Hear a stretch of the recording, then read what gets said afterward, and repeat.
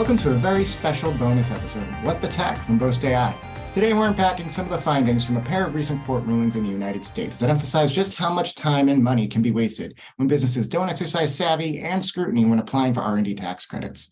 This conversation features Boast AI's own Director of Customer Delivery, Ashley Crawford, along with our Senior Product Marketing Manager, Asad Ali, and was originally featured as part of Boast AI's weekly Innovators Live series on LinkedIn.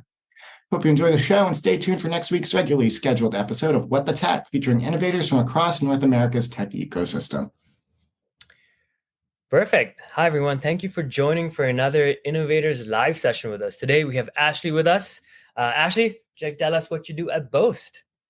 Hi, I am our Director of Customer Delivery here. So I work with our U.S. R&D tax team, identifying our U.S. R&D tax credits for our awesome clients.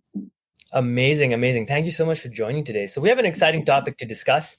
We're shifting our conversations more from the Canadian side to the U.S. side this time around. And what's happened is there's been a recent U.S. ruling about our R&D documentation. So Ashley, could you give us a quick summary of what's happened and where we're at in the R&D space? Sure.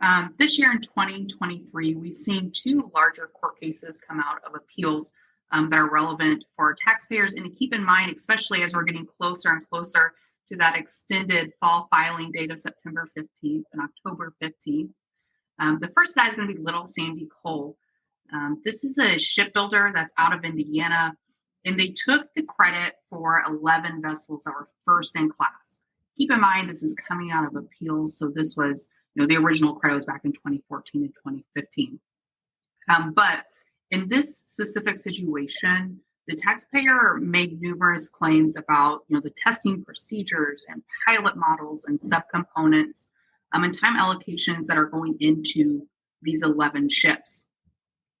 However, something that is critical to this case is that the taxpayer asserted that substantially all of the activities and expenses devoted towards the development of these ships constitute a process of experimentation. And the court just did not agree with this. And so just to briefly recap what that substantially all rule is that it's when 80% or more of the research activities conducted on a project or a business component, as we refer to it in our world, constitute elements of a process of experimentation. So in these cases, the IRS states that you can actually include 100% of the cost and employee time that are devoted towards these projects as qualified, as long as you meet this threshold. So we're looking at quantification of the credit. It can have huge implications because instead of taking maybe 60% or 70% of costs towards a project, you're now taking 100% because of that 80% threshold. And then the other court case that we saw come out is going to be Moore versus Commissioner. And then in this case, the taxpayer, which in this case was Nevco, they're a pretty cool client. They develop and manufacture scoreboards for high school and university athletic events. So pretty unique field, right? That they allocated 65% of their COO salary and bonuses towards the R&D credit, saying, he was heavily involved in the development of new products, such as like a new slimmer shot clock and like a handheld scoreboard operation device, among other, product-based activities. And so because of this, they asserted that they were entitled to include a portion of his activities towards the R&D credit. And then during appeals, the CEO actually testified that he spent well north of 50% on product development. And his testimony was further corroborated by employees of the taxpayer as well. This is important, and we'll touch on why later. But something that is interesting about both of these cases is that while on the surface level, they don't appear very similar, right? We have a shipbuilder out of Indiana. We have another person that's making scoreboards. But in both of these cases, we see that the IRS is not arguing that portions of the costs aren't qualified, or that the time isn't qualified, or that the taxpayers aren't undertaking qualified activities. Instead, what they're disputing is the percentage of time or cost that is qualified towards the project and the documentation showing that the estimations used are accurate.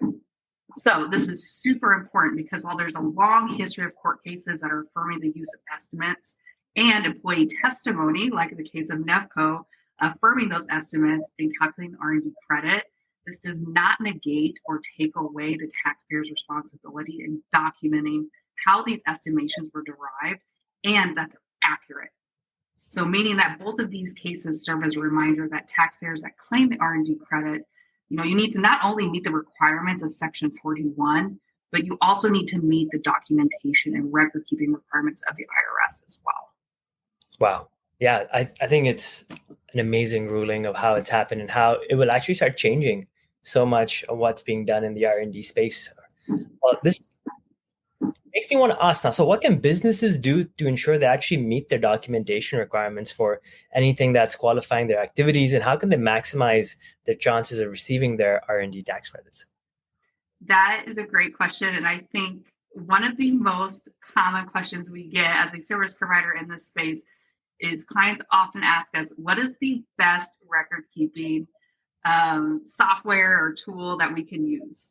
And my refrain to this question is always whatever system works for your business.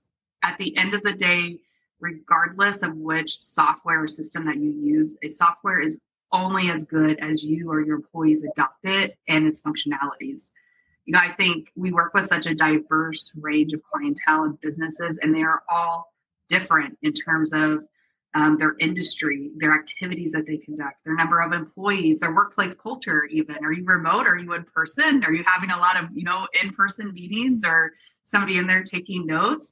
And all of these things can affect how employees adopt and use a software, really making it hard to suggest kind of one magic platform that will substantiate your R&D claim. I think ideally at the end of the day, what taxpayers need to keep in mind is that our goal is always to establish what's called nexus. So linking employees to specific activities and linking those employees' activities to specific projects that are undertaken during the tax year. And so the better and the more granular we can do this, regardless of the system that you use, the more substantiated our claim is going to be. Yeah, I think that makes so much sense. I mean, we have a saying at Boast, you focus on your tracking, we'll do everything there is to make sure you get your tax credits, right? Yeah, absolutely. And product adoption is key. That's, the case with every software company. And so while we like to say this software is great and it's a magic bullet, it's unfortunately not the case if people don't use it properly and don't use it diligently. Absolutely. And at least the way we work at Boast is you can use whatever you want. We can make it work because we have the tools, we have the understanding of the product that can make it all happen. So it really doesn't matter. It's what is the client most comfortable using with, and if they're tracking the right way. Now, this brings me to my last question. So in light of the recent ruling, so what do you think, what's the role of tax experts now or specialized partners in really helping businesses navigate their R&D taxes, and what they can do to avoid the pitfalls or the common mistakes that they end up making? I think there's a couple of key roles that we can play in working with taxpayers. So the first, I feel like most obvious one is the identification of eligible activities and expenses. Thinking about, little Sandy Cole, the shipbuilder that we discussed earlier, a large part of contention with that case was showing that the projects and expenses qualified towards the credit and that they accurately applied the shrink back rule. And so they accurately removed the activities and expenses that did not qualify. It really takes somebody with a lot of expertise to walk you through specifically what can qualify and what does not qualify. But it's also, we find that we actually identify more qualified costs towards claims simply because we employ industry experts that know in full detail what goes into the development of a new software functionality, for example. Along with that, the activities that can go within developing a software functionality that do not qualify, and we want to ensure we are not including in our study. So I would say that's definitely key. I would say the next area that working with a provider can help you with is identification of risk areas for your claim.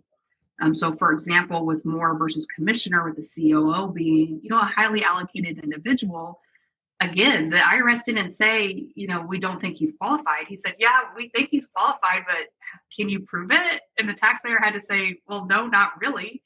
So working with a provider to say, these are the risk areas of your credit. This is how we're going to address them.